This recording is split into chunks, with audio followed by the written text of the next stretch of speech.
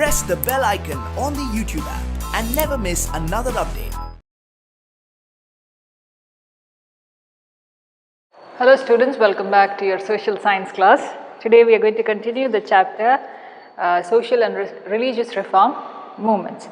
Till now we have finished the introduction. We dealt with Prathana Samaj by Raja Ram Mohan Roy and the Young Bengal movement by Henry Derizio.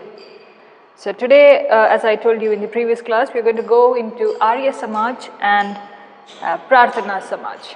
We will see if we can finish Arya Samaj and then move to Prathana Samaj, but we are mainly focusing on Arya Samaj today.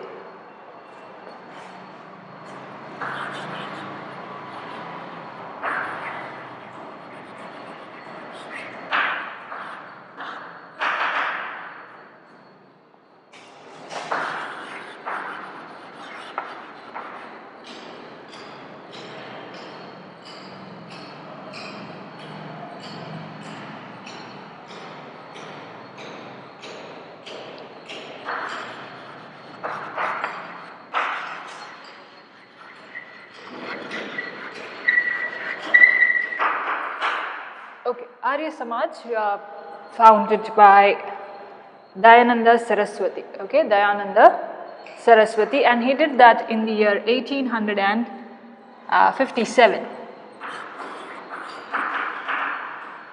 Which year? 1857. Now he started this in Bombay, okay, and then it went on to be very powerful till the 19th century. So where did he start it in? Bombay, and it went on to be very powerful till the 19th century. Now he was born in 1824. Now this has to be told you as it is in facts. So I'm going to tell you what just written. Okay, he was born in 1824 in Gujarat. Okay, Kathiawar in Gujarat. His actual name was Moola Shankar.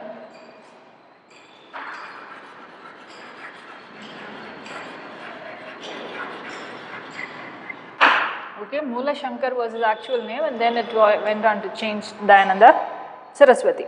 His father was Amba Shankar Tiwari and mother Amruta Bai. Now he was not interested in learning English, so he took on to Sanskrit education.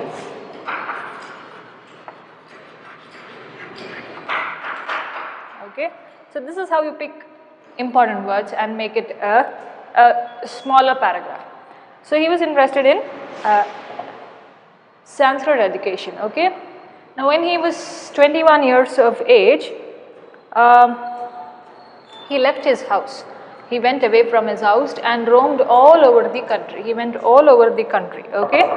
And how many years did he roam around the country? He roamed around the country for 15 years. Then he wanted some way to bring out his ideas. He wanted a method, or he wanted an opportunity to tell about his ideas, okay. And then he wrote a book called as Satyartha Prakasha.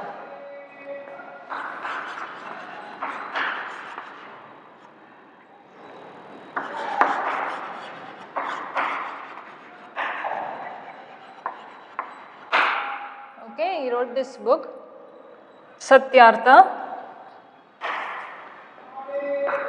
Prakasha, okay, that is where he gave out his ideas, or where he made use of this opportunity by writing the book and telling people about his ideas. Now he realized that the problems that are happening in the society, now what Raja Ram Mohan Roy thought, or what Henry Derizio thought, was a little similar to what Saraswati also thought.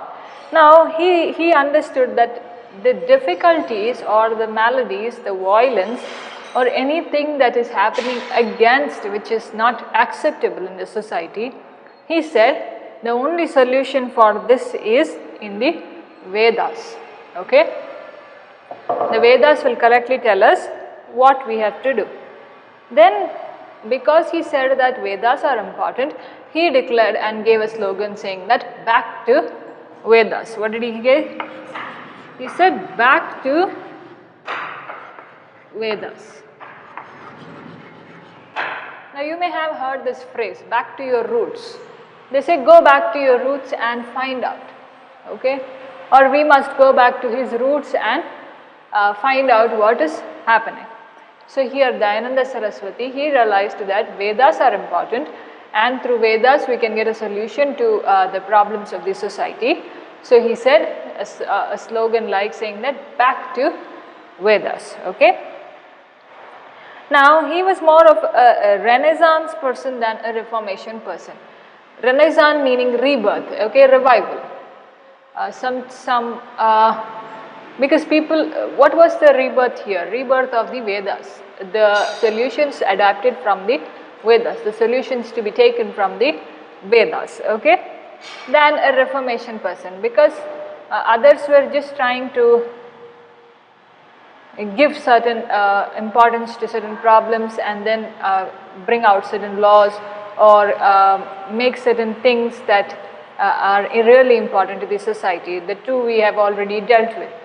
Now this person was wanting to have a rebirth of the society that was there in the past. That is a revival, not a change in the society, not a bigger change as such in the society, but go back to your roots and say that this is the society that we want, or this is the society that we are going to have. Alright. Then he went on to become the head of the Arya Samaj in 1887, which was started in Lahore. Okay. Then he declared and said that nothing is important, or nothing is that easily that gives us easy solutions, but Vedas are authentic. Vedas are you can trust the Vedas and derive your solutions from. Now they had certain aims. Arya Samaj had certain aims of its, or Arya Samaj has certain characteristics or certain goals that they had, certain things that they had in mind. They said all Hindus should believe in one formless God. All Hindus should believe in one God. Now right now Christianity and Islam follow this monotheism. Okay, Hinduism follows polytheism, that is many gods. They believe many gods, whereas Christians and Muslims believe in one God. But here in Arya Samaj, what did he say? All Hindus must believe in one formless God, okay, one God. But that didn't happen according to what he thought. Then he said we should not give a title to anybody as they are Brahmins or they are Shudras or they are Kshatriyas. Nobody by birth should be decided whether he is a Shudra or a Brahmin, but we should not have any caste discrimination. And he wanted to reject, and he rejected this caste-based system and the caste-based discrimination that is there. He said everybody is equal. There is no Shudra, there is no Brahmin there. Everybody, Brahmin, Kshatriya, Vaishya or Shudra, all are in the same line and functioning as the same. Then he went on to encourage intercaste marriages. Okay, even today that there is a problem of the intercaste marriages. Societies are refusing to accept. Certain societies accept it. I told you in the previous class, broad-mindedness is what is really important. And certain societies was thinking very traditionally, don't accept intercaste marriages. Forget interreligious marriages, they don't even accept intercaste marriages. So interreligious marriages are happening, intercaste marriages are happening, okay. Ultimately it's the decision of the person there. But there are traditional families which still don't allow. Here he encouraged them. He said there is no problem in getting married to any person. Caste should not decide who you get married to. Okay, religion should not decide who you get married to. Ultimately, what is important there? Staying together is important, isn't it?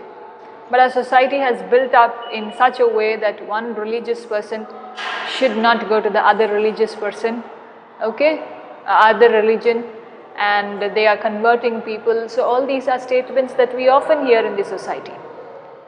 Often heard, every time it's heard. They want to take our girls because they want to convert people.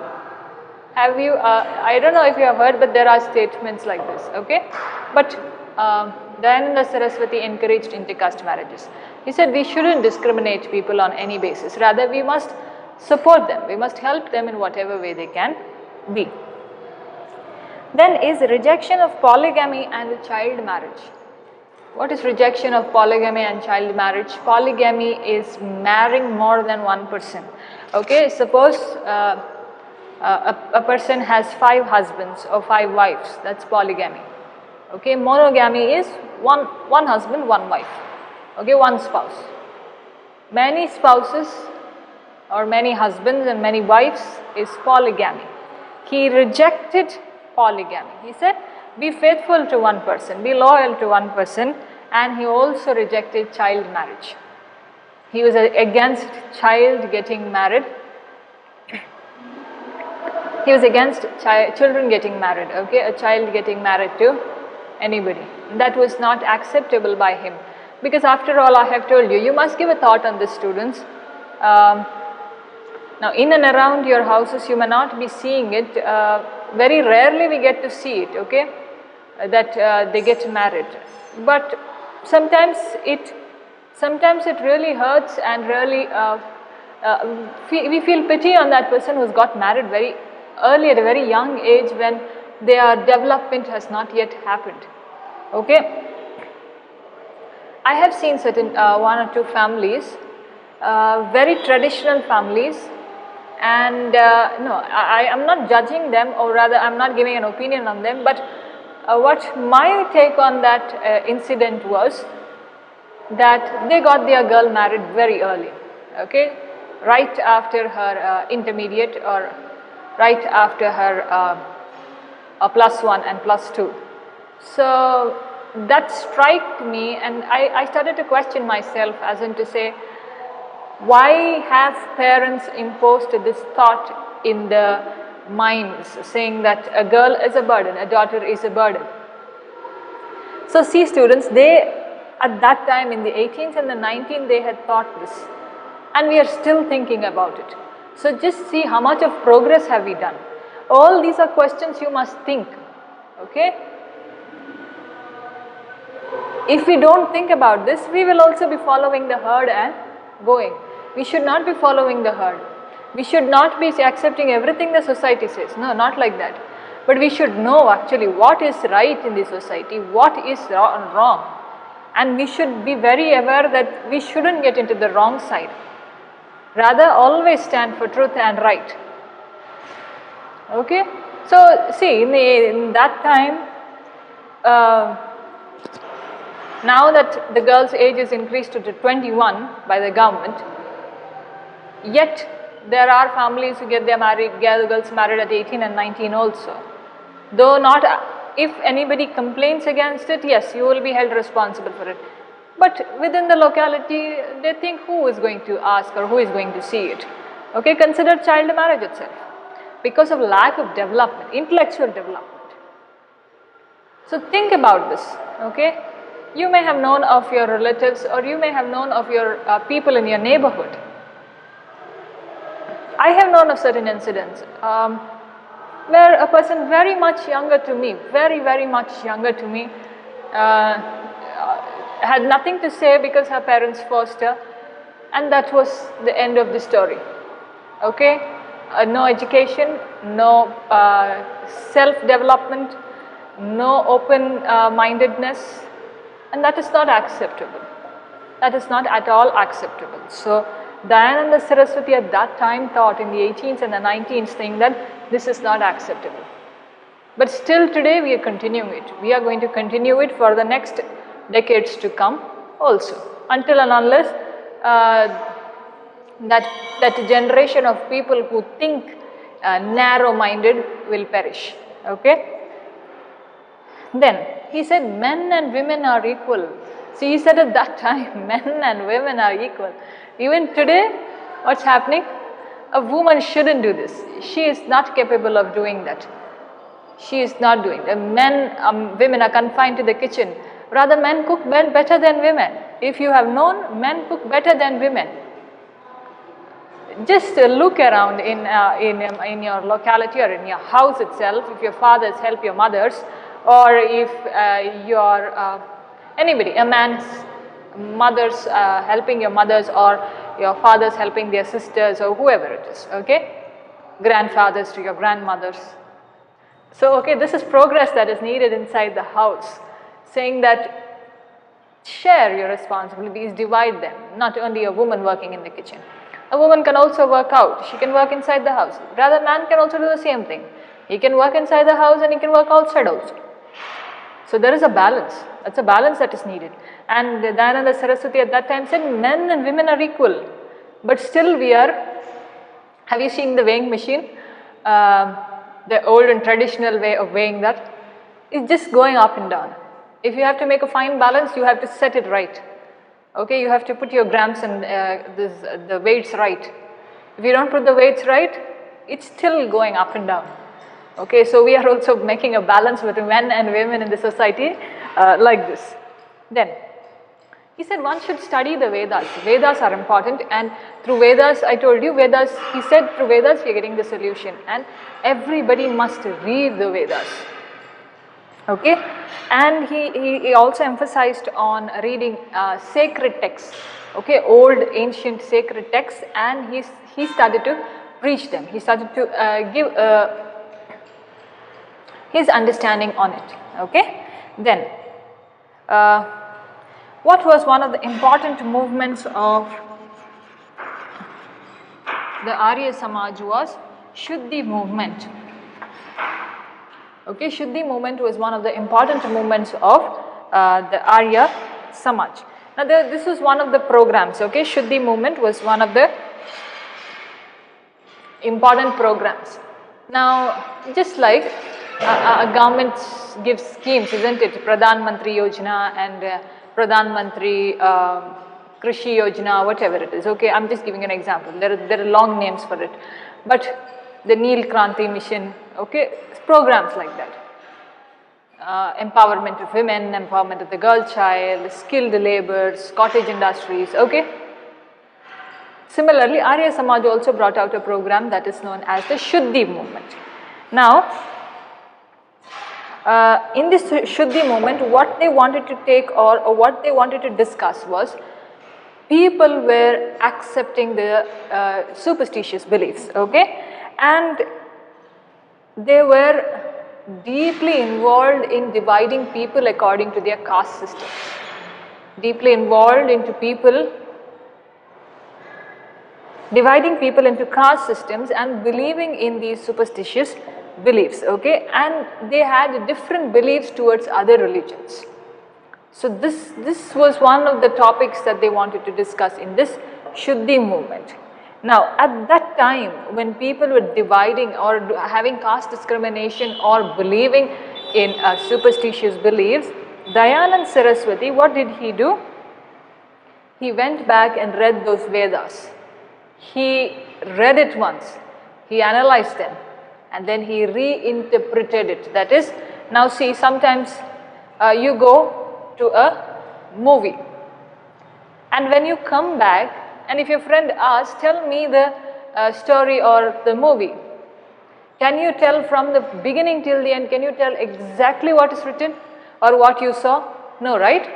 You will simply mix match certain things and then one summary of the story you will give. But do you remember each and every dialogue? No, right? You will say, okay, that boy was into college and then he grew up and then he went there, then he did his studies, he became a big man. You just elaborate according to how you have understood it. So Dayanand Saraswati here, he started to interpret and reinterpret the Vedas that are there, and through that he started to preach to people, make people understand what is really important or what is the emphasis that they have to lay on. And then he focused on having gender equality, caste equality, okay, and to bring in the uniformity in the Hindu society that was there. At that time, we say this religion conversations that happen, okay, not conversations, conversions, okay, okay, I pronounced it wrong, sorry, conversions. Okay. Now there was an opportunity there where people who believed in Hinduism could go out and practice other religions. Okay. But nobody had an opportunity to come back to Hinduism. Okay. Now that was the case. Once they have gone out from our religion, they don't have, or nobody has an opportunity to come back. Now Dayananda Saraswati didn't like this. Okay. He wanted to bring all the people who went into Christianity and Islam back to Hinduism. Okay. Now there has been a debate, or there has been talks that there were Christian missionaries who came and tried to convert into Christianity, and Christians spread. Okay, at that time, earlier when the Christian missionaries came into, and there are people who were Hindus who were converted into Christianity. There are still people who are there who have converted into Christianity, or rather Islam. Okay. So what did Saraswati wanted to do? Saraswati wanted to bring all those people who have gone into Christianity and Islam back to Hinduism. Okay. And because of that, he started Shuddhi movement. Okay. Shuddh. What is Shuddh in Hindi? Shuddh meaning clear, pure. Shuddh. Okay. Shuddh doodh, Shuddh or whatever it is. Okay. Shuddh and Shuddhi. So he wanted to bring back, and that is why he started this Shuddhi movement. Now, those people were converted to Christianity. They had become Christians or they had become Muslims there once they went to Christianity and Islam. Now he wanted to do a reconversion. Okay, reconversion of people who had gone away from Hinduism and bring them back to the Hindu religion. And then he started the Cow Protection Association.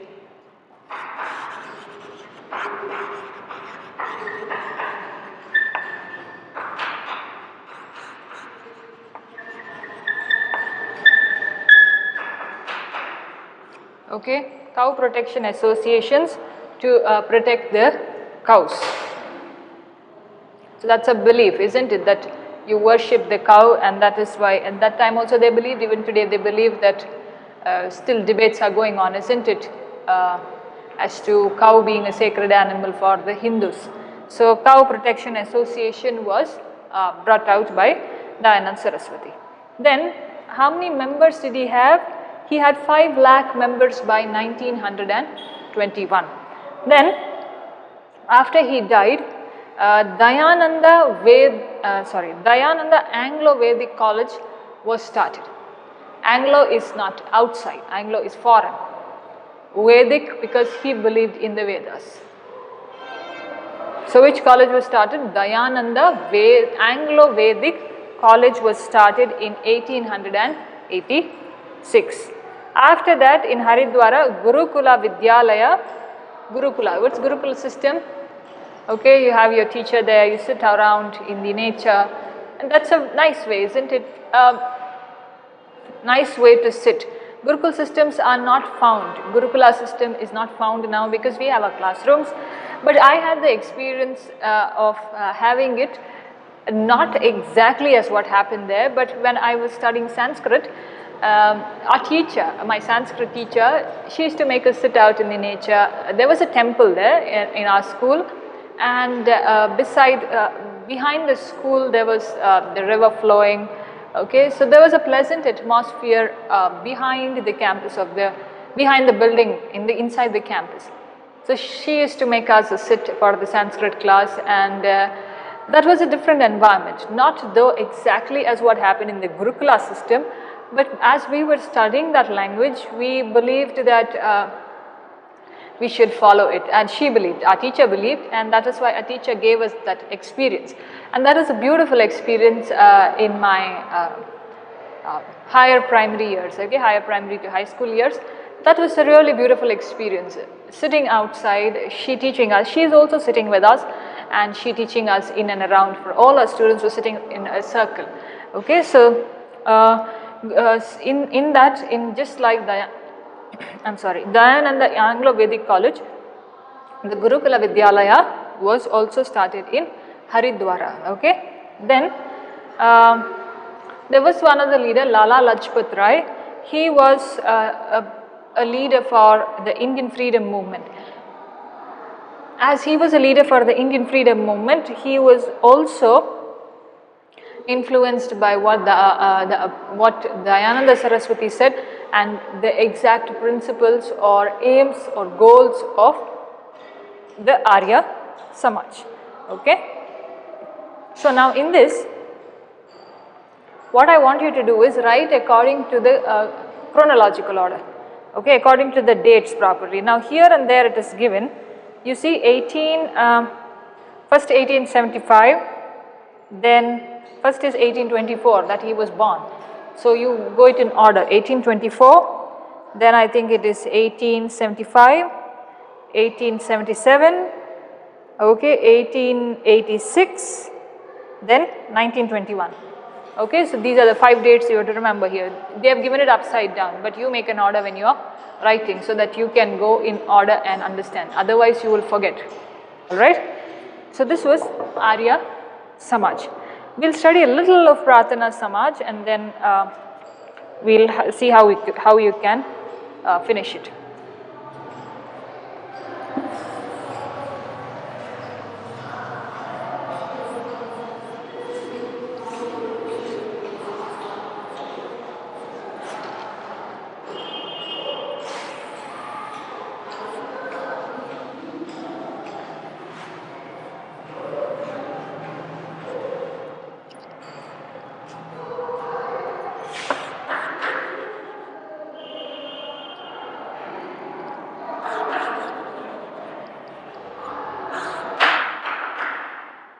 Okay, Prathana Samaj, Dr. Atma Ram Panduranga.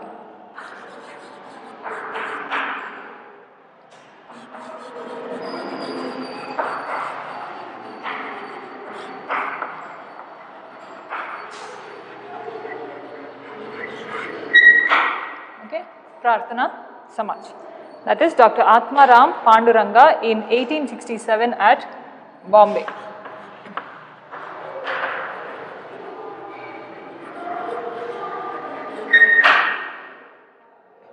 Alright. Now, the Brahmo Samaj that was there, okay, of Raja Ram Mohan Roy, it had a lot of influence. It had widespread influence on people, okay, and it had reached beyond Bengal. That at that time, when Mohan Roy started, he focused on Bengal. So, as it was advancing, it went on across Bengal, okay, and they were influenced. This Prathana Samaj, they were influenced by the ideas of the Brahmo Samaj, okay. Now this became a very important movement, or their ideas became very important in the Western India, that is the Bombay Presidency. In Bombay Presidency,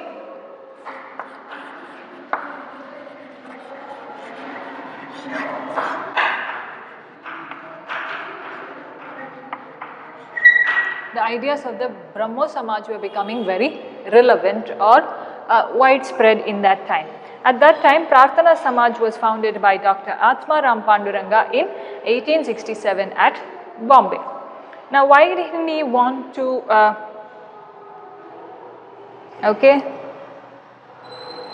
why was that Prathana Samaj done?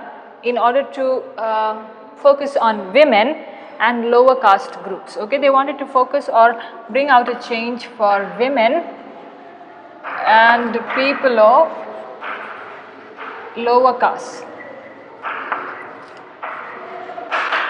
So this Prathana Samaj was focusing on women and lower caste groups. Now, this association that was there, they wanted to talk about Hinduism, okay? As in to say, what are the ideas of Hinduism? Are we going on the right track. They wanted to reinterpret or reanalyze, understand what is actually happening with Hinduism. Okay? Hinduism in what way? The world was getting modern. The society was getting westernized. Now when there was a Western influence on the Indian society there, the practices or the beliefs of Hinduism in the old traditional methods was not acceptable or was not going in sync with what was happening to the modern India. So this Samaj wanted to reinterpret as to how they can apply those thoughts of Hinduism into the westernized Indian society. Okay? Now, he said, change that has to be done should not only be our desire, saying that, now see, you may have a desire like this. I wish to eat ice cream. Okay? I wish to eat ice cream. I want to eat ice cream. Now if you keep on telling it for 1 week, I want to eat, and you never go and eat it, you will not satisfy your desire of eating that ice cream. Okay? So Prathana Samaj also says the same thing. Your thought should not only be a wish, saying that my society should be good or my society should have a good change. My society should see people equally. My society should not discriminate. No. Reformation should not be only desire. Reformation should not only be our wishes that are there. Okay? But we must implement it. We must follow it. We must make people understand it. Now if you have seen certain policies that come, implementation is the problem.